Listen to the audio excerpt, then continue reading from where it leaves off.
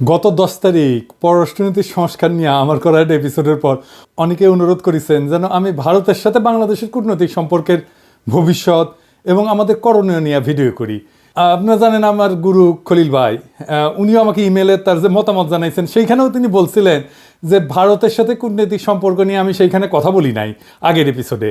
ভারতের কূটনীতি বোঝা কোনো জটিল বিষয় না, কিন্তু আমার বুবু কাটাল রানী হাসিনা এই সহজ বিষয়টাকে আমাদের কাছে জটিল করে তোলার চেষ্টা করেছেন। অবশ্যই এটা ভারতেরই বুদ্ধি। তিনি নাকি ভারতকে যা দিছেন তা তারা সারা জীবন মনে রাখবে, তাই না? হ্যাঁ, দেখেছেন তো কি দিছে আর আমরা কি পাইছি তা আজকে দেখব। এই ভিডিওটা শুধু আমাদের সরকারের জন্য না, কূটনীতিকদের জন্য না, বরং কৃষক, ছাত্র, জনতা সহ বাংলাদেশের সকল নাগরিকের জন্য গুরুত্বপূর্ণ। কেন? কারণ আমাদের একমাত্র শত্রু হইল ভারত। জি না, আমরা একা তাকে শত্রু জ্ঞান করি না, তারাও আমাদের শত্রু বলেই মনে করে। এই শত্রু শত্রু খেলা তারাই শুরু করেছে, আমরা শুরু করি নাই। এটা আমার অনুমান না, আজকে প্রমাণ করবো এবং সবাইরে জানাবো প্রমাণ সহকারে। না হইলে বিপ্লবকে ব্যর্থ করার যেসব চেষ্টা ভারত করবে তা মোকাবেলা করা আমাদের দিয়ে সম্ভব হবে না। গত 16 বছর হাসিনা যেভাবে আমাদের সরকারের সব দপ্তরে ভারতের স্থানীয় দালালদের ঢুকাইতেছে, তাতে আমাদের জন্য নতুন করে সব ঢেলে সাজানো ছাড়া কোনো গতি নাই। যাই হোক, অনেক কথা আছে, তাই চলেন প্রথমেই দেখে নিই ভারতের কূটনীতিক দর্শন কি বলে। তারা কিভাবে আমাদের দেশটাকে দেখে, তারা কিভাবে কূটনীতিকে দেখে, কূটনীতি তাদের কাছে কি। ভারতের কূটনীতিতে চাণক্য, কৌটিল্যকে তাদের মন্ত্রগুরু বলে মনে করে। এই কৌটিল্য হলো খ্রিস্টপূর্ব 300 শতাব্দীর দিকে ভারতবর্ষের রাজা চন্দ্রগুপ্ত মৌর্যের প্রধানমন্ত্রী। তিনি রাষ্ট্র পরিচালনার উপর একটা বই লিখেছিলেন অর্থশাস্ত্র নামে। এই বইটা প্রায় দ্বাদশ শতাব্দী পর্যন্ত প্রাচীন ভারতে ব্যবহার করা হইতো। তবে ভারতে মুসলিম সাম্রাজ্যের বিস্তারের পর থেকে এই বইটা কেউ আর খুঁজে পাই নাই। মুসলমান শাসনকর্তারা ভারতের প্রাচীন ফিলোসফিকে জয় বাংলা করে দিছিল। যাই হোক, পরে 1905 সালে আবার সবার অজানা এই মাস্টারপিস ভারতের একজন কৃষক উদ্ধার করছিল এবং একজন সাধারণ ব্রিটিশ সেই বইটা ভারতে সংরক্ষণ করার ব্যবস্থা করে। আর বর্তমানে এই অর্থশাস্ত্র, কৌটিল্যের অর্থশাস্ত্র ভারতের প্রধানমন্ত্রী মোদী, পররাষ্ট্রমন্ত্রী জয়শঙ্কর থেকে শুরু করে অনেক নতুন পুরানো নেতার রাজনৈতিক আদর্শে পরিণত হয়েছে। ভারত আবার কৌটিল্য ইকোনমিক কনক্লেভ করার মাধ্যমে এই দর্শন সবার কাছে খাওয়াইতে চায়, দেখাতে চায় এটা আমাদের অরিজিনাল জিনিস, বুঝছাও। এটা ইন্টারেস্টিং গল্প বলি এই কৌটিল্য প্রসঙ্গে। চন্দ্রগুপ্ত মৌর্যকে কৌটিল্য মানে তার প্রাইম মিনিস্টার সামান্য পরিমাণে খাবারের সাথে একটু একটু করে আর্সেনিক মিশাই দিত, মানে সে বিষ যেটাকে বলে। কেন? উদ্দেশ্য ছিল যে একটু একটু করে বিষ খাওয়াইলে তার শরীরে বিষের বিরুদ্ধে একটা প্রতিরোধ ক্ষমতা গড়ে উঠবে, যাতে শত্রুরা তাকে বিষ প্রয়োগে হত্যা করতে না পারে।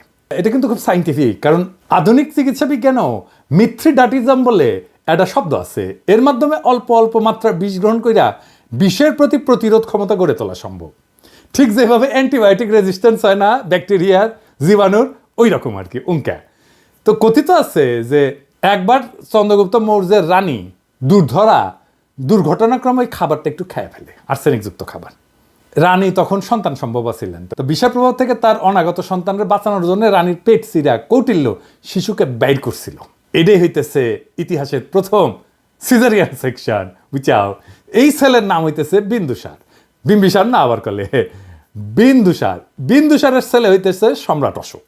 বুঝা গেছে? জীবনানন্দের বর্ণনাটা সেন যখন পড়ি না, উটি লেখা আছে না, বিম্বিসার অশোকের ধূসর জগতে সেখানে ছিলাম আমি। এই বিম্বিসার অশোক বইলা একটা ধাঁধা লাগাই দেন কিন্তু জীবনানন্দ। বিন্দুসার অশোক হইলে পিতা পুত্র হইতো, তাই না? এটা না করে একটা টুইস্ট দিছে বিম্বিসার কইয়া। এখানে এসে মনে হয় আসলে কি ঠিক পড়তেছি না ভুল পড়িছি না, তো সেই সময়টা ধূসর হয়ে যাওয়ার জন্য এরকম হয়েছে নাকি, বুঝাও। কি সুন্দর, এটা কাব্যিক একটা মোহের মধ্যে ফেলা দেয়, বুঝেছেন? জীবনানন্দের এটা কলে মুন্সিয়ানা। তো আমার কাছে ওই যে পাখির নীরের মতো চোখ তুলে নাটোরের বনলতা সেন এই লাইনের চাইতে ওই যে বিম্বিসার অশোকের ধূসর জগতে এই লাইনটা আরো বেশি কাব্যিক বলে মনে হয়। যাই হোক, কাব্যবাদ দিই, হ্যাঁ, আসল আলাপে আসি। কেন কৌটিল্যের অর্থশাস্ত্র সম্পর্কে আমাদের জানা এবং বোঝা জরুরি। ভারত আমাদের শত্রু রাষ্ট্র না বন্ধু রাষ্ট্র? এই প্রশ্ন সবাই করলেও কোনো রাজনৈতিক দল কখনোই সরাসরি উত্তর দিতে স্বাচ্ছন্দ্য বোধ করে না, ভয় পায় আর কি, কখন ভারত তাদের গদি নড়ায় দেয়। তাই বলে সবাই যে কবে যে ভারত আমাদের বন্ধু রাষ্ট্র তা কলে না।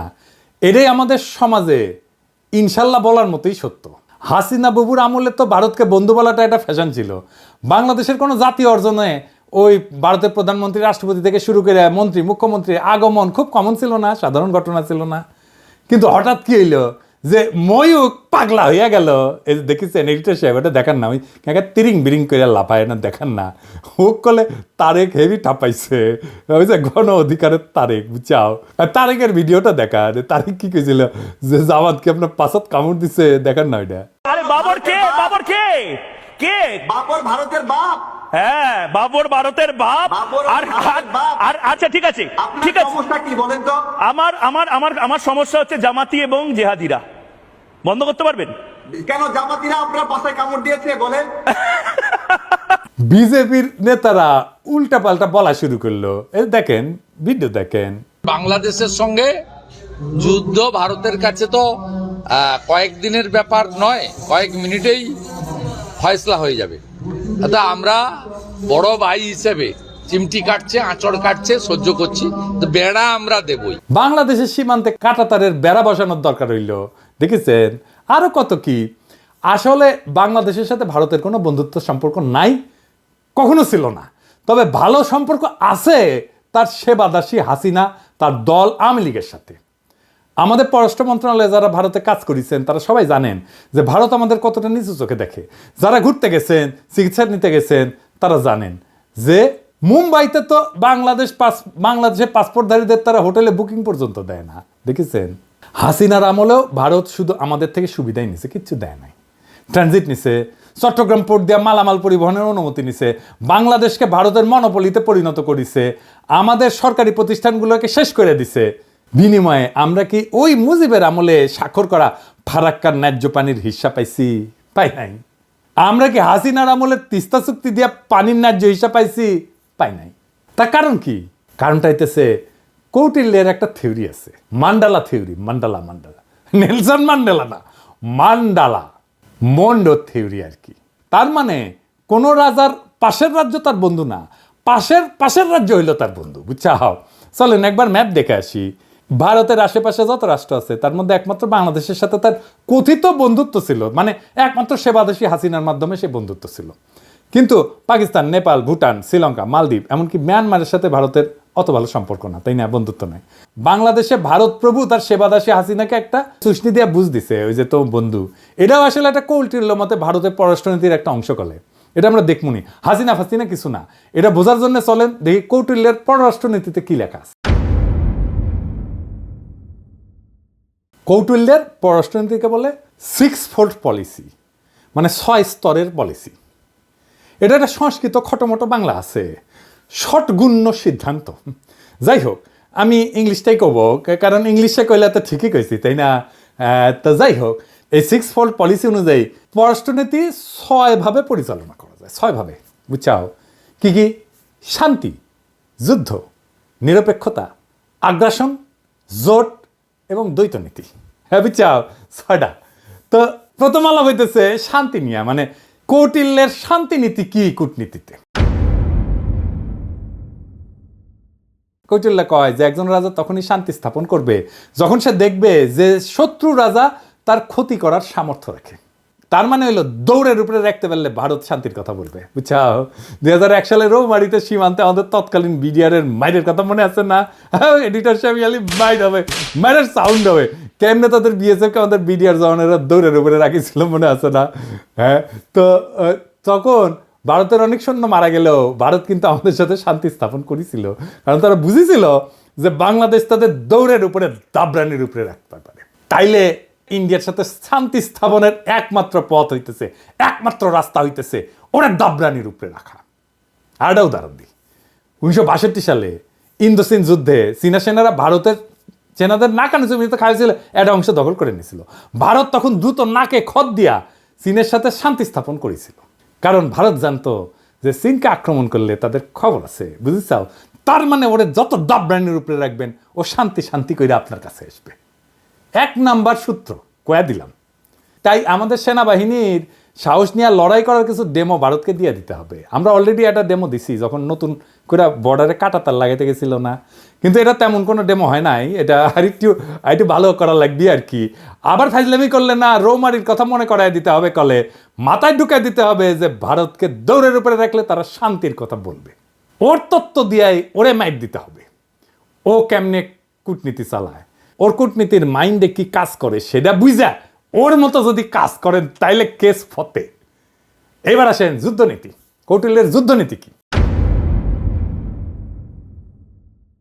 কৌটিল্যের মতে একজন রাজা তখনই যুদ্ধের জন্য আক্রমণ করবে যখন দেখবে যে তার অবস্থান শত্রুর চেয়ে শক্তিশালী। কথা সত্য। এই যে 1971 সালের কথাই ধরেন না, পাকিস্তান যখন আমাদের আক্রমণ করলো তখন ভারত আমাদের সাথে এসে সাথে সাথে যুদ্ধ করে নাই। তারা দেখিছে যে আমাদের মুক্তি বাহিনী কতটুকু যুদ্ধ করতে পারে।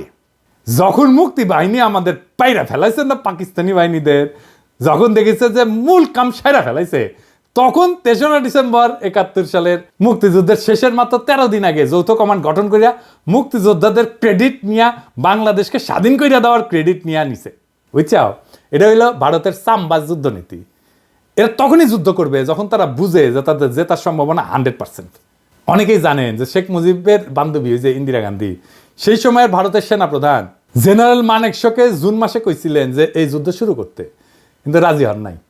কারণ তখন বাংলাদেশে বর্ষাকাল এবং তাদের সেনারা বাংলাদেশে বর্ষায় যুদ্ধ করলে পাকিস্তানের কাছে গোয়ারা আসবে। সত্যি কথা, আমার কথা না, মানেকশর কথা। তার মুখে শুনেন দাও কি কইছে, এডিটর সাহেব শুনে দেন। And if I were to go in, I guarantee you 100% defeat. I said to Mrs. Gandhi, will you now give me your orders? All right, cabinet would meet again at 4 o'clock. So everybody started walking out, I being the junior one. A smile on my face as I was going out. She said, Chief, stay behind. So I said, Prime Minister, before you open your mouth, shall I send in my resignation on grounds of health, mental or physical? And she said, oh, sit down, Sam, tell me. Everything you told me is the truth. I said, yes, everything I've told you is the truth. I said, it's my job to fight to win, not to lose. And she smiled at me, she said, all right, Sam, you let me know when you're ready. এই যে 13 দিন যুদ্ধ করেছিল, যুদ্ধের পর যে লুটপাট শুরু করেছিল, সেই সময় কিছু বীর সেনা অফিসারের কারণে ঠিক মতো করতে পারে নাই। মেজর জলিলের কথা মনে আছে, সে বাধা দিছিল, তারে গুম করে ফেলছিল। ওই সময় যে করতে পারে নাই লুটপাটটা, এটা গত 53 বছর ধরে পোষায় নিছে ইন্ডিয়া। তাই আমাদের সশস্ত্র বাহিনীকে মনে রাখতে হবে যেন ভারত কখনো এমন সুযোগ আছে বলে ভুলও না করে। প্রফেসর ইউনূসের সেনাবাহিনীর শীতকালীন মহড়ায় যাওয়ার ব্যাপারটা অনেকটা সেই রকম। আমি খুবই পছন্দ করেছি এটা। অনেকে না বুঝলেও আমাদের সবার শ্রদ্ধেয় প্রফেসর ইউনূস স্যার বুঝতে পারিছেন যে এই মহড়ার কত গুরুত্ব। এইসব মহড়া ঘন ঘন করতে হবে, বুঝছাও? শুধু শীত না, বর্ষাতেও করতে হবে। যে শীত বর্ষা কিছুই যে ভারতের কোনো কাজে আসবে না, ওটা বুঝা দেওয়া লাগবে, বুঝছাও? ভারতের মনে যেন ভয় অটুট থাকে, তারা যেন কোনোভাবে বাংলাদেশকে আক্রমণের খায়েশ করতে না পারে। এখন কৌটিল্যের মতে ভারত এই যে যুদ্ধ নীতি, এটা কেমনে করবে? এটা 3 ভাবে করবে, 3 প্রকারে করবে। কি ভাবে? এটা হইতেছে সরাসরি যুদ্ধ, এটা হইতেছে গোপন যুদ্ধ, কিছু কথা থাক না গোপন, আর এটা হইতেছে অঘোষিত যুদ্ধ, মানে ঘোষণা না দিয়া যুদ্ধ, বুঝছাও? ভারত আমাদের সাথে সরাসরি যুদ্ধে যাবি না, ওই সাহসী নাই। ওই যে বুঝিছে না, এখানকার পোলা পাইন এবং বন্দুকের সামনে বুক পাইতা দেয়, তারপরে নড়ে না। তো এর সাথে যুদ্ধ করা যায়। তারা কি যুদ্ধ করবে? গোপন এবং অঘোষিত যুদ্ধ তারা সবসময় করে আসতেছে এবং এটা করে আসবে। চলেন দেখি সেটা কিভাবে করবে।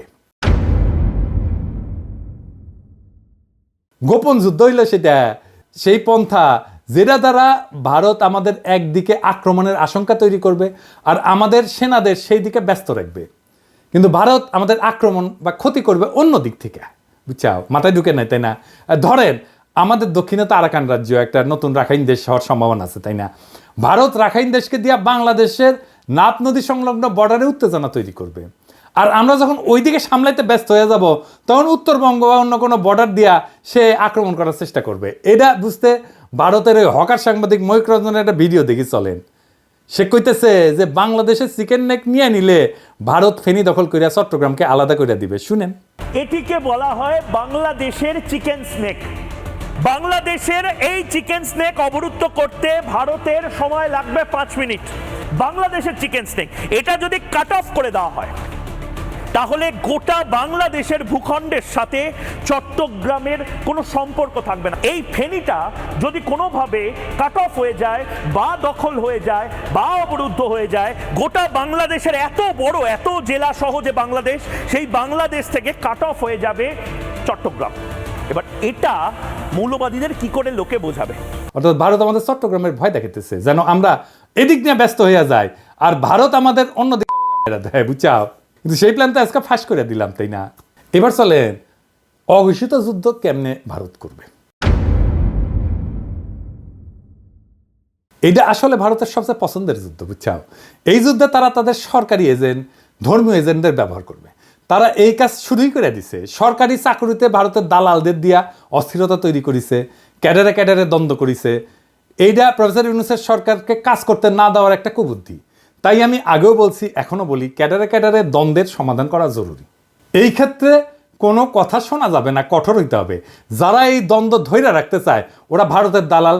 সবার অধিকার এবং প্রাপ্যতায় সাম্য দরকার। তারপর যদি আমলারা যদি কাজ ঠিক মতো না করে তাহলে পাছায় লাথি দিয়া চাকরি থেকে বের করে দেন। আমি গত ভিডিওতে তো পররাষ্ট্র অফিসারদের সুযোগ সুবিধার কথা কইছিলাম, তাই না? প্রশাসন ক্যাডার মনে হয় আমার উপর মাইন্ড করেছে যে দাদা তো ওদের কথা কইলে আমাদের কথা কিছুই কয় নাই। হ্যাঁ, এবার বুঝেন কেন বলছি। যতদিন ক্যাডার ক্যাডার দ্বন্দ্ব থাকবে ততদিন আমাদের সার্বভৌমত্ব ভারতের আগ্রাসী নীতির হাতে পরাজিত হওয়ার সম্ভাবনা থাকবে। এটা তো আমরা হতে দেব না, তাই না? তবে সুযোগ সুবিধা পাওয়ার পর আমার কূটনীতিক সহ 25 ক্যাডারের ভাই বোনেরা যদি কাজ না করেন আর ভারতের সামসামি না ছাড়েন তাইলে আপনাদের কলে খবর আছে, কইয়া দিলাম, বুঝছেন? আমি যখন ধরি না তখন কিন্তু কচ্ছপের কামড় দিয়া ধরি। আর একটা উদাহরণ দিই, ওই যে চিন্ময় প্রভুপাদের কথা মনে আছে না? ওরে দিয়া ভারত সুন্দর একটা গেম সাজাইছিল করলে যেন হিন্দুরা এই সরকারের বিপক্ষে কাজ করে। সাথে ভারতের কিছু বেতনভোগ বাংলাদেশি দালালও ছিল। ওই যে প্রথম আলো, তার দিল্লি স্টার, এটা আছেই। কিন্তু ইউনূস স্যার সেই ওগেরে আসার মেরে দিচ্ছে ভালো করে। একইভাবে দিল্লির সাতপন্থীদের দিয়া ধর্মপাল মুসলমান তাবলিগের সদস্যের মধ্যে মারামারি সৃষ্টি করছেন, সেটাও আমরা সামলাইছি করলে। এইরকম আরও আসবে, কিন্তু এখন আর লাভ হবে না, কারণ সবাই বুঝে গেছে যে ভারত কিভাবে এই কাজটা করে বা করবে। এইটা ভারতের অনেক প্রিয় মেথড, কিন্তু প্রিয় পদ্ধতি। ভারত আগেও তাই করেছে। 1975 সালে শেখ মুজিব জয় বাংলা করে দেওয়ার পরে ভারত আমাদের পার্বত্য চট্টগ্রাম এলাকায় শান্তি বাহিনীকে ফান্ড করেছিল, ট্রেনিং দিছে, তারপরে অশান্তি সৃষ্টি করেছে। আরে হারামজাদা কাদের সিদ্দিকী ওরে আশ্রয় দিচ্ছে। আদের সিদ্দিকী তার বাহিনী নিয়ে বাংলাদেশের ভেতরে আসে আক্রমণ করিত, এবং কাদের সিদ্দিকীর বাহিনীর সাথে আমাদের সেনাবাহিনীর যুদ্ধ হইতো। কিন্তু অনেকে গলে বীরুত্তম খেতাবও পাইছে, এবং আমাদের অনেক অফিসার মারা গেছে, সৈনিক মারা গেছে। আর এই হারামজাদা রাজনীতি করিচ্ছে, ওর তো এখন জেলে থাকা উচিত।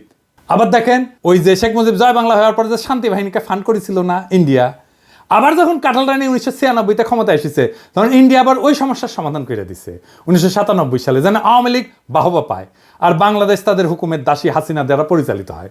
একই কাজ তারা শ্রীলঙ্কায় করেছে তামিল হিন্দুদের নিয়ে, নেপালে করেছে মাওবাদীদের নিয়ে, পাকিস্তানে বেলুচিস্তানেও একই গল্প। বাংলাদেশে যেন তারা এই কাজ করতে না পারে সেই দিকে লক্ষ্য রাখতে হবে। বর্ণ, গোত্র, ধর্ম নিয়ে যারা লাভ দেবে, ঝামেলা করার চেষ্টা করবে, ইসলামকে বাংলাদেশে বিতর্কিত করার চেষ্টা করবে, এরা সবাই ভারতের দালাল, এটা মাথায় রাখতে হবে। এবার দেখি কৌটিল্যের নিরপেক্ষতা কূটনীতি কি। কৌটিল্য কাছে যদি কোনো রাজা মনে করে যে তার শত্রু রাষ্ট্রের ক্ষমতা তার সমান এবং এই ক্ষমতার সাম্য তাদের পারস্পরিক ক্ষতি হইতে বিরত রাখে, তবে রাজা সেই রাজ্যের প্রতি নিরপেক্ষ থাকে। মজার কথা মানে হইল, ভারত যদি মনে করে বাংলাদেশ তাদেরকে জয় বাংলা করে দিতে পারে যে কোনো সময়, তাইলে ভারত আমাদের সাথে নিরপেক্ষ আচরণ করার সিদ্ধান্ত নেবে। এই ধরেন 5ই আগস্টের পর আমরা যখন ইলিশ দেওয়া বন্ধ করেছিলাম তখন ভারতের বাহাদুরি কিন্তু শেষ হয়ে গেছিল। তো ওরা তখন আমাদেরকে তেল দিয়া, কালারানির প্রতি প্রেম কিছুটা বিসর্জন দিয়া আমাদের থেকে ইলিশ নিচ্ছে, আমরা দিছি। যদিও এই সিদ্ধান্তটা আমাদের অনেকে পছন্দ হয় নাই, কেননা আমরা সেই সিদ্ধান্ত বুঝে নিছি কিনা জানি না। তবে এখন এইসব চাল আমাদের বুদ্ধি করে চলতে হবে। ভারতকে বুঝাই দিতে হবে যে 1971 সালে আমাদের সহায়তা করার প্রতিদান অনেক গুণে আমরা দিছি।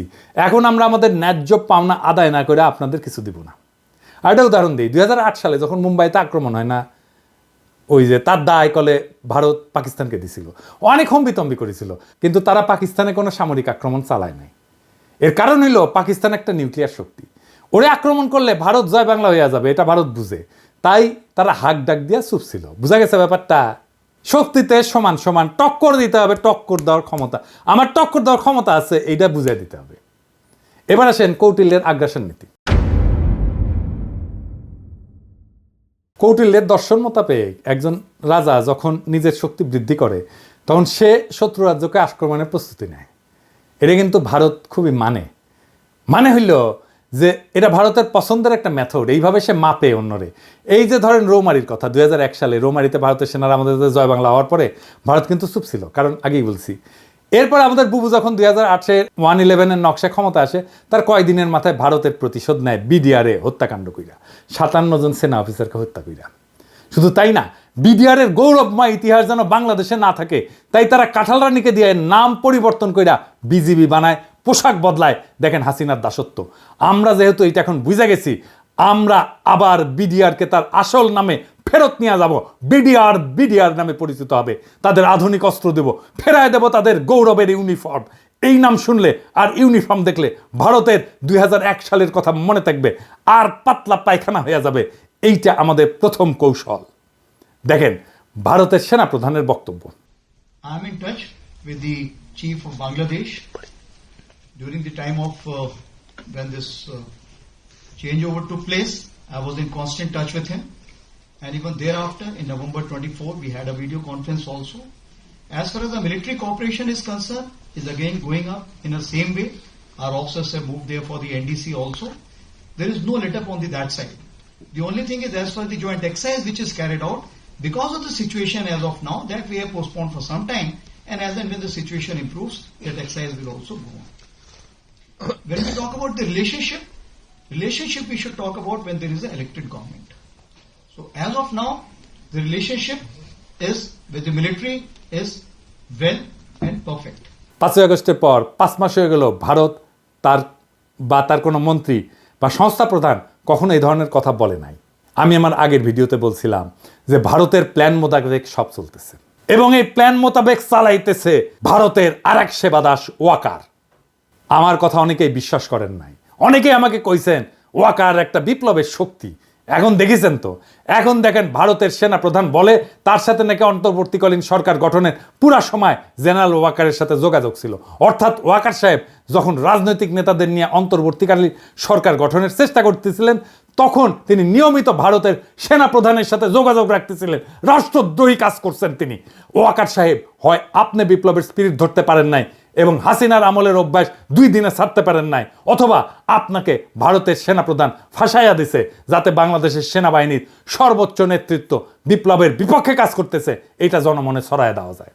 এইটা বাংলাদেশকে এবং বাংলাদেশের মানুষের মনোবল ধ্বংস করার চেষ্টা। এভাবেই গত 5 মাস ভারত নিজেদের কৌশল ঠিক করেছে এবং বাংলাদেশের সকল মানুষকে এটা বোঝানোর চেষ্টা করতেছে যে ভারত এখনো আমাদের প্রভু। এবং এইটা বোঝানোর জন্য তাদের প্রথম টার্গেট আমাদের হাসিনা বাবুর ফুফাতো বোনের জামাই সেনাপ্রধান ওয়াকার সাহেব।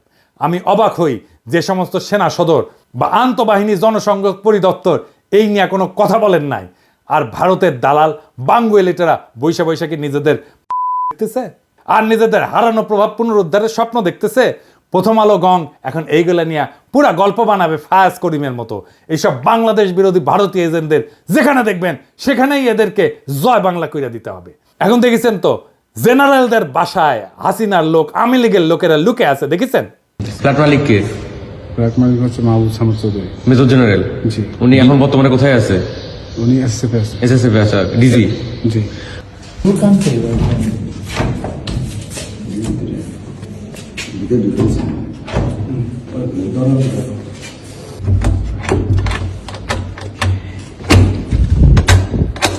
এক্সকিউজ মি, কেউ যদি থেকে থাকেন আসেন, কথা বলেন, বের হন, নাইলে আমরা কিন্তু দরজা ভাঙতে বাধ্য হব।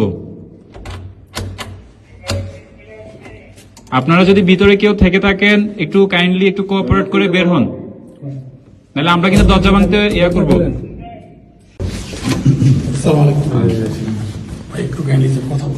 না বলেন কে?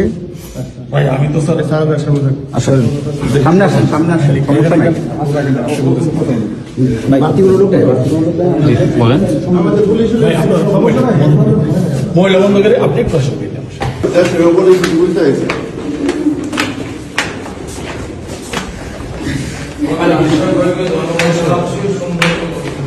তো এখন কি করা লাগবে আমাদের এই সেনাবাহিনী নিয়ে? এর মধ্যে আমাদের সামরিক সক্ষমতা এমনভাবে উন্নীত করতে হবে যেন ভারত আমাদের ভয় পায়। ভারতের সামরিক শক্তি আমরা জানি, সেটা ওয়াকার সাহেবও জানেন। সামরিক বিষয়ে তাই এখানে বলতে চাই না, আমার সাথে যোগাযোগ করলে পরামর্শ দিয়ে দিব। তবে এটা বলতে পারি, আমাদের সশস্ত্র বাহিনীকে নতুন নতুন আধুনিক যুদ্ধ বিমান, ট্যাঙ্ক, যুদ্ধ সরঞ্জাম কিনতে হবে। মাঝে মাঝে সে সমস্ত মাল দিয়া একটু প্রশিক্ষণ করে তো ফুটেতে টুটেতে হবে আর কি, বুঝছাও। আর বলিছি এটা সাইবার ব্রিগেড করতে হবে আমাদের শক্তিশালী, তাইলে আমাদের পাতলা পায়খানা চলতে থাকবে। ভারত কিন্তু ফ্রান্স থেকে রাফেল কিনেছে, রাশিয়া থেকে কিনেছে সুখয় যুদ্ধ বিমান। আমাদের তো রাশিয়া আর ফ্রান্সের সাথে সম্পর্ক ভালো, যুক্তরাষ্ট্রের সাথেও ভালো, তুরস্কও আছে। ভারত এতদিন আমাদের আধুনিক যুদ্ধ সরঞ্জাম কেনার ব্যাপারে ভেটো দিয়ে আসছে করলে, এখন বুঝতে পারছেন তো কেন তারা ভেটো দেয়? এই কূটনীতির কারণে, কারণ ওরা চায় আমরা যেন সমরে শক্তিশালী হইতে না পারি এবং তাদের সেবা দাসী হিসাবে থেকে যায়। এরপরে আসেন কৌটিল্যের কূটনীতিতে জোটনীতি কি। কৌটিল্য বলে দিছে যে যখন রাজায় যুদ্ধ করবে না তখন সে অন্য শক্তিশালী রাজ্যের সাথে জোট গঠন করবে এবং নিজেকে সেই শক্তিশালী রাজার হাত থেকে নিরাপদ রাখবে। ভারত কিন্তু এই কামটাও ঠিক মতো করে, মানে কৌটিল্যকে মাইনে চলে আর কি। এই যেমন ধরেন ভারতের সামরিক সহযোগিতার সম্পর্ক আছে রাশিয়া, ইসরায়েল আর যুক্তরাষ্ট্রের সাথে। এই 3 দেশ চাইলে যে কোনো সময় ভারতকে জয় বাংলা করে দিতে পারে।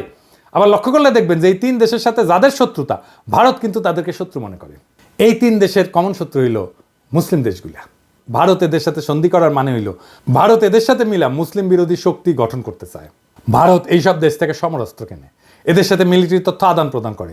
আমরা হয়তো ইসরায়েলের সাথে সম্পর্ক করতে না পারলেও বাকি 2 দেশের সাথে পারবো, সেই অবস্থা আমাদের আছে। আবার কাঁঠাল রানী যেইভাবে আমেরিকার সাথে সম্পর্ক খারাপ করেছিল, তাতে এটা পরিষ্কার যে হাসিনা ভারতের নীল নকশা বাস্তবায়ন করেছে যেন বাংলাদেশের সাথে আমেরিকার সম্পর্ক ভালো না থাকে। আমরা এদের সাথে সম্পর্কের পাশাপাশি চীন, পাকিস্তান, সৌদি আরব, ইরান, তুরস্কের সাথে সামরিক সম্পর্ক তৈরি করব। এরা কেউ ভারতের সাথে সন্ধি করবে না, কিন্তু আমাদেরকে এরা ভালোবাসে, ঠিক কিনা বলেন? আমাদের সাথে সন্ধি করবে। এই সন্ধিগুলা হইলে তখন দেখবেন যে জয়শঙ্কর বাবাজি আর অজিত দোভাল কিভাবে দৌড়ের উপরে থাকে। আমাদের সামরিক কেনাকাটাগুলা আমরা এইসব দেশ থেকে করব। আর আমেরিকা, রাশিয়াকে সাথে নিতে হবে। এরা কিন্তু হিসাবি দেশ, এদের থেকে সমরাস্ত্র না কিনলে এরা আপনাকে কোনো সাপোর্ট দিবে না। ভারতে রাফায়েল আছে, আমরা F-16 কিনতে পারি। আবার ফ্রান্সের রাফায়েল অথবা রাশিয়ার সুখয় কিংবা চীনের চেংদু J-10 চার্লি কিনতে পারি, তাই না? তবে ফ্রান্সের রাফায়েল কিনলে আমি এনে খুশি হমনি, তাই না? আমাকে এত আশ্রয় দিছে না ফ্রান্সের সরকার, ওদের কিছু করা লাগে না, আমাদের তো একটা দায়িত্ব আছে, কি বলেন?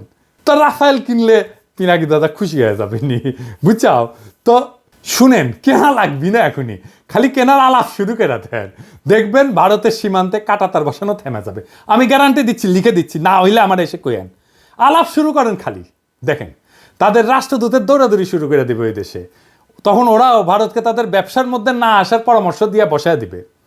পাকিস্তানে আমাদের সামরিক কর্মকর্তাদের সফর একটা ভালো সংবাদ শুনলাম, তাদের থেকে J-71 যুদ্ধ বিমান কেনার আলাপ চলতেছে। বাংলাদেশ কিনলে তারা খুশি হবে। দক্ষিণ এশিয়াতে ভারত একটা সিপাই থাকবে। এইবার আসেন কৌটিল্যের দ্বৈত নীতি, এই জিনিসটা আবার কি? এটা সবচেয়ে মজার থিওরি। এটার মধ্যে একজন রাজা একই সময় একজনের সাথে যুদ্ধ আর একজনের সাথে সন্ধি, বুঝছাও? মানে হইলো ভারত একসাথে 2টা যুদ্ধ করতে পারবে না, করবেও না, কখনোই না। দেখবেন যখন পাকিস্তানের সাথে যুদ্ধ খেলে তখন অন্য কারোর সাথে সেই খেলা দেখায় না। গত 16 বছর তো আওয়ামী লীগ ভারতকে বাম্পার সুবিধা করে দিছিল, বাংলাদেশ তো তাদের দখলেই ছিল, তাই না? ভারত নিশ্চিন্তে অন্যদের সাথে ঝামেলা করে গেছে। এখন তো সেই মজা আর নাই। এখন আমরা ভারতের শত্রু সকল দেশের সাথে আলাদা আলাদা করে সম্পর্ক তৈরি করব। আধুনিক বিশ্ব ব্যবস্থায় সম্পর্কের অন্যতম মাধ্যম হইল ব্যবসা এবং বাণিজ্য, এই সম্পর্ক জোরদার করা। এবার আসেন আমাদের ভারত নীতি কেমন হবে, কি দিয়ে আমরা ভারতকে সাইজ করতে পারবো, ওরা দৌড়ের উপরে রাখতে পারবো, প্রত্যেক দিন দাবরানির উপরে রাখতে পারবো। এটা আমাদের জানা দরকার না? আসেন দেখি। অনেকে মনে করে আমরা ছোট দেশ, ভারত ছাড়া আমরা চলতে পারবো না। আরামজাদা, চলতে পারি কিনা তুই দেখ আমাদের দায়িত্ব দিয়ে দেখ পারি কিনা। আমি প্রফেসর ইউনূসকে কইব যে আপনি অনতিবিলম্বে সার্কের কার্যক্রম চালু করেন। দরকার হলে বাংলাদেশ সম্মেলনের ডাক দিবে, আয়োজন করবে, এতে সকল দেশের সাথে বাংলাদেশের সম্পর্ক উন্নত হবে। ভারত আসতে যাবে না জানি, কারণ তারা পাকিস্তানের সাথে এক টেবিলে আলোচনায় বসবে না। আমাদেরকেই সুযোগটা নিতে হবে। এই জন্যেই আমরা ভারতকে ছাড়াই সার্কের কাজ শুরু করব। দক্ষিণ এশিয়াতে ভারতের মহাজনগিরি ছুটাই দিতে হবে। দক্ষিণ এশিয়াতে পাত্তা না পেলে ভারতকে আর কোনো দেশই পাত্তা দিবে না। ভারত নিজেদের অনেক বড় হ্যাডম ভাবে। দেখেন তাদের পররাষ্ট্রমন্ত্রী কি বলে। I think I'm 1/5 of the world's population. I am what today the 5th or 6th largest economy in the world. I mean, forget the history, civilization bit, everybody knows that. But I think I'm entitled to have my own side. I'm entitled to weigh my own interests, make my own choices. And my choices will not be cynical and transactional, but they will be a balance of my values and my interests. There is no country in the world which disregards its interests. SAARC চালু হইলে দেখবেন ভারতের পায়জামা ঢিলা হয়ে গেছে, ওর ফিতা খুঁজে পাচ্ছে না। সাথে আমরা অবজারভার হিসেবে নিব চীন, রাখাইন, এইসব দেশকে, তারা খুশি হবে। আফগানিস্তানকে নিব, রোহিঙ্গা সমস্যার সমাধানে নতুন গতি আসবে। আর ইন্ডিয়াকে আমরা বাস দিতেই থাকবো। আগে কইছিলাম যে ভারত তার কোনো প্রতিবেশী দেশকে বন্ধু মনে করে না। আমরা ভারতকে বন্ধু মনে করার কোনো ঠেকা নাই আছে, ওরাই তো মনে করে না। আমাদের ভুলে গেলে চলবে না যে আমরা 18 কোটি মানুষের একটা বাজার, পৃথিবীর 8ম বৃহত্তম বাজার, আমাদের ক্রয় ক্ষমতা বিশ্বে 25তম। আমাদের এইখানে সবাই তার পণ্যের বাজার করতে চাইবে, সবাই। আওয়ামী লীগ বাংলাদেশকে ভারতের একক বাজারে পরিণত করছিল। বিগত 5 বছরে, বিশেষ করে কোভিডের পর ভারত থেকে আমাদের আমদানি কতটা বাড়িছে দেখেছেন? দেখেন, শুধু 2022 সালে ভারত থেকে বাংলাদেশ আমদানি করেছিল $14 বিলিয়ন, আর যেখানে বাংলাদেশ থেকে ভারত আমদানি করেছিল মাত্র $2 বিলিয়ন। মানে হইল হাসিনা বাংলাদেশের টাকায় ভারতের কোভিড থেকে হওয়া ক্ষয়ক্ষতি মিটানোর ঠিকানি ছিল। না হলে ভারতের এত দুঃখ কারণ দেখি না। ভারতের সাথে আমাদের ব্যালেন্স অফ ট্রেড হবে সমান সমান, লাগলে আমাদের পক্ষে বেশি হবে, কারণ ভারতের জনগোষ্ঠী আমাদের 10 গুণ। আমরা যা ভারত থেকে কিনবো, ভারতের আমাদের 10 গুণ কিনতে হবে আমাদের কাছ থেকে। ভারত আমাদের থেকে সমান সমান আমদানি না করলে আমরা ভারত থেকে পণ্য আমদানি বন্ধ রাখবো। ভারত থেকে আমরা সবচেয়ে বেশি আমদানি করি তেল, তুলা, পশুখাদ্য, মোটরযান ইত্যাদি। এইগুলো আমাদের নিকটবর্তী দেশগুলো থেকে সহজে আমদানি করা সম্ভব। আমরা এই সেক্টরগুলোতে চোখ রাখবো, আর এই সেক্টরগুলোতে ভারত থেকে আমদানি বন্ধ না করা হইলে আমরা দরকার হলে রাস্তায় নামবো, আবার সংগ্রাম করব। মেসেজ ক্লিয়ার, ভারতের একচেটিয়া আমদানি বাদ। লাগলে চীন থেকে আমদানি হবে, লাগলে রাশিয়া থেকে আমদানি হবে, ওদের সাথেও ব্যালেন্স অফ ট্রেডের অবস্থা ভালো না। তবে ভারতের শত্রু আমাদের বন্ধু হইতেই পারে, আর আমাদের সাথে ফাজলামি করলে আমরা চীনকে দিয়ে ভারতের কান চুলকাইতে পারবো। তখন ভারত বুঝবে যে কৌটিল্য আমরাও বুঝে গেছি, বুঝছাও। আর বুঝেছেন তো, আমি তো কইছিলাম যে রাশিয়া থেকে ট্রাক কেনা লাগবে। এই যে দেখেছেন না ট্রাক কত সুন্দর, দেখেছেন? রাশিয়া থেকে ট্রাক কেনেন, ইন্ডিয়ার ট্রাক দিয়ে কি করবেন? দেখেছেন, মুখে হাসি ফুটেছে। এই যে আমার ক্ষুদ্র ভাতারা খুশি হয়ে গেছে রাশিয়ার ট্রাক দিকে। তা আমাদের ভারত নীতি খুব সোজা। 1971-এর পর থেকে আওয়ামী লীগ যে চুক্তি করেছে ওইগুলো আমাদের পুনর্বিবেচনা করতে হবে। ভারত যদি কোনো চুক্তি না মানে, তাহলে আমরা সব চুক্তি বাতিল করে দেব। ভারত বাংলাদেশের 64টা অভিন্ন নদীর একটা নদীতে যদি ঠিক মতো পানি না আসে, তাহলে ভারতের ট্রানজিট বন্ধ করে দেওয়া হবে। সীমান্তে ওদের শাকসবজি কাঁচামাল যেন পয়সা নষ্ট হয়ে যায়। একবার এই কাজ করে দেখবেন ভারত কিভাবে সোজা হয়ে থাকে। আমরা যেভাবে হাসিনার রেমিটেন্স বন্ধ করে দিছিলাম না, ঠিক সেইভাবে ভারতের বাংলাদেশ থেকে উপরি কামাই যদি বন্ধ করে দেন, তাহলে দেখবেন সোজা। ভারতে কেউ শপিং করবেন না, ভারতে কেউ চিকিৎসা করতে যাবেন না। ভারতের টিভি চ্যানেল বাংলাদেশে চালানো হলে বাংলাদেশের টিভি চ্যানেলগুলো ভারতে চালাতে দিতে হবে। আমাদের টিভি চ্যানেল টাকা দিয়ে কিনতে হবে ওদের। এই বাজার হারানোর ভয় ভারতের মধ্যে ঢুকলেই দেখবেন সব ঝরঝরা। সেদিন দেখলাম বাংলাদেশ সরকার ভারত থেকে 1137 কোটি টাকার ডিজেল কিনবে বলে সিদ্ধান্ত নিচ্ছে। কি আর করবো, কি আর বলবো, বুঝতে পারছি না। জুলাই বিপ্লবের পরে আমাদের প্রায় 2000 ছাত্রছাত্রী প্রাণ হারাইলো ভারতের সেবাদাসী হাসিনার পুলিশের গুলিতে। এখন আমাদের ডিজেল কেনার জন্য আর ভারত ছাড়া কারোর চোখে পড়ে না। তো এই জ্বালানি উপদেষ্টার সাথে আমার অনেক বন্ধু বান্ধব ওনারা সম্মান টন্মান করে, সেজন্য কিছু কইছিলাম না এতদিন। কিন্তু বুঝেন জ্বালানি উপদেষ্টা সাহেব, কামটা আপনি খুব খারাপ করেছেন। আপনারা ওয়ার্নিং দিলাম, ডিজেল কেনার জায়গা পান না আপনি। হ্যাঁ, আরও তো 6টা দেশ থেকে তো ডিজেল তেল কিনতেছেন। এই যে দেখেন তো, ওই 6 দেশ থেকে ডিজেল কেনা যেত না কেন? ভারত থেকে তেল কেনার দরকার পড়লো, কুরকুরানিটা কই? জ্বালানি উপদেষ্টা সাহেব, আপনাকে জাতির সামনে এই প্রশ্নের উত্তর দিতে হবে। সামে সিকোনে প্রচুর কাম করিচ্ছেন কলে, নাইলে বিপ্লবী জনতা আপনাকে কেন বিশ্বাস করবে? ইউনূস স্যার, আপনি কি এই ব্যাপারে জানেন? নাকি বিএনপির সাথে সমঝোতা হওয়ার পর এখন বিএনপির চাপে আপনারা এই সিদ্ধান্ত নিতেছেন? নিলে জানান, আমরা তো আছি। যেই দল গত 10 বছরে মুরগির ক্ষোভ থেকে বাইরে যেতে পারে নাই, সেই দল এখন নিজেদের জুলাই আন্দোলনের মাস্টার মাইন্ড বলে, আবার ক্ষমতা আসার জন্য ভারতের সাথে আতাত করে, যেন ভারতের প্রভুত্ব বাংলাদেশে টিকে থাকে। এমনিতে আপনাদের জনসমর্থন কেমন এটা তো বুঝবার পারিচ্ছেন। মানে ওই দলকে কইতেছি যে আসতে চায় ক্ষমতায়, তারপরে যদি ভারতের দাস হিসেবে পরিচিত পান, তাহলে ক্ষমতা আসলেও সে ক্ষমতা ধরে রাখতে পারবেন না। হাসিনারে নামাইতে যদি 36 দিন লাগে, আপনারা 36 ঘন্টায় নামায় দেওয়া যাবে। খুব সাবধান, এটা ইন্টারনেটের যুগ, উন্নত প্রযুক্তির দুনিয়া, কিন্তু সরকার চালানোর অভিজ্ঞতা আপনাদের নাই। আমরা জানি কিভাবে কি করতে হয়, আপনাদের চেয়ে আমরা অনেক ধাপ আগে। আমাদের সাথে পরামর্শ করেন, নইলে কি করতে গিয়া কি খায়া ফিরে আসবেন তা কিন্তু বুঝবার পারবেন না। ভারতে আমাদের সব কাজ স্লো করে দিতে হবে, দূতাবাসে আমাদের লোকের সংখ্যা কমায় দিতে হবে। পররাষ্ট্র উপদেষ্টা এই জিনিসটা ভালো করে খেয়াল রাখবেন, ওই লোক দিয়ে আমাদের আসন্ন বন্ধু দেশের মিশনগুলোকে শক্তিশালী করেন। ভারত আমাদেরকে ভিসা না দিলে আমরা ভিসা দিব না, আমাদের দূতাবাসে আক্রমণ করলে আমরা ওদের শান্তিতে থাকতে দেবো না। ইউনুস স্যার তো ভদ্র মানুষ, আপনি না পারলে আমাদেরকে বলবেন, আমার ক্ষুদ্র ভ্রাতা এবং ভগিনীরা ভারতের পাশে আগুন ধরায় দিবে, লাগলে জায়গা মতো আগুন ধরায় দেব। আমাদের কোনো সরকারি কর্মকর্তা ভারতে প্রশিক্ষণে যাবে না। কেন যাবে না জানেন? আসেন বলি। কারণ এইসব প্রশিক্ষণ দেওয়া এতদিন ভারত আমাদের সব অফিসারদের প্রোফাইল বানিয়েছে, বুঝছেন?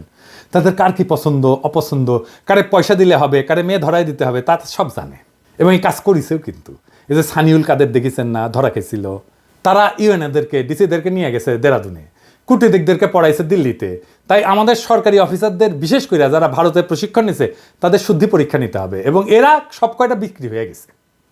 আমাদের অফিসাররা ভারতে প্রশিক্ষণে গেলে তাদের অফিসারদেরকেও আসতে হবে এখানে। এটা অবশ্য ফরেন সার্ভিস একাডেমি করে, তবে এটা আরও বেশি করা দরকার। ভারতের অফিসারদের প্রোফাইল তৈরি করতে হবে, এবং এর একই সাথে আমাদের চরিত্র ঢিলা অফিসারগুলো আছে না, ওদের আপাতত কাজ করা বা পদায়ন থেকে বিরত রাখতে হবে।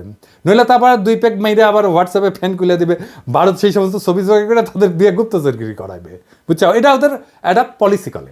এখন আপনারা যেহেতু ভদ্রলোক, সেই জন্যে সুশীল, সেই জন্যে আপনারা ওদেরকে দূরে রাখেন যাদের চরিত্র ঢিলা। আমি যদি ফরেন মিনিস্টার হইলামিনি, তাইলে ওই হানি ট্র্যাপ ফেলা ইন্ডিয়ার মায়াগরে তাদের ডাবল প্রমোশন দিলামিনি। ইন্ডিয়া হানি ট্র্যাপে ফেলানো ছাড়া আর কিছু পারে না। তাই তাদের এই হানি ট্র্যাপ আইডিয়া জয় বাংলা করে দিতে হবে। যখন কইতে পারবেন পারলে আরও পাঠা, তোর দেশে মায়েরা আমার কাছে আসে কেন, তুই পারিস না তো আমি তোরে সাহায্য করতেছি, আরও পেটে দিস বান্দা হাজি, সেই দিন তাদের এই অস্ত্র আর কাজ করবে না। তাদের দর্শন, তাদের ফিলোসফি তাদের বিরুদ্ধে প্রয়োগ করা লাগবে। তখন কইবেন যে পিনাকি যা কইছিল তা কতটা সত্যি, যদিও পিনাকি বাংলাত কছে, বগুড়ার ভাষাত কছে, তাও কলে এটা সত্য কইছে। তাই ভারতে আমাদের সকল সরকারি কর্মকর্তার ট্রেনিং বন্ধ, একেবারে ফুল স্টপ। এবার আসেন শেষ কথা। পররাষ্ট্রনীতিতে শেষ কথা বলে কিছু নাই। এক দেশ নিয়ে পলিসি করাটাও বিপজ্জনক। এক দেশের সাথে সম্পর্ক স্থাপন করা শুধু সেই 2 দেশের ব্যাপার না, অনেক বিষয় মাথায় রাখতে হয়। তবে ভারত যেহেতু স্পেশালভাবে আমাদের গত 53 বছর লুট করে গেছে, তাই আমাদের এখন সময় আসছে ভারতকে নিয়ে ভাবার, নতুন কইরা পলিসি তৈরি করার। কৌটিল্য ভারতের আইডিওলজিক্যাল গুরু কলে, তবে এমন গুরু ওদের অনেক আছে, কিন্তু কৌটিল্যের ব্যাপারটা একটু আলাদা। তাই ইউনুস স্যারকে আমি বলবো, আপনাদের সব সরকারি কর্মকর্তাদের কৌটিল্য পড়ান, বই পড়তে বলেন, পরীক্ষা নেন। ভারত যেভাবে আমাদেরকে সাইকোলজিক্যালি করাপ্ট করেছে না, আমরা এখন ওদের সাইকোলজি শিখবো তাদেরকে করাপ্ট করার জন্যে।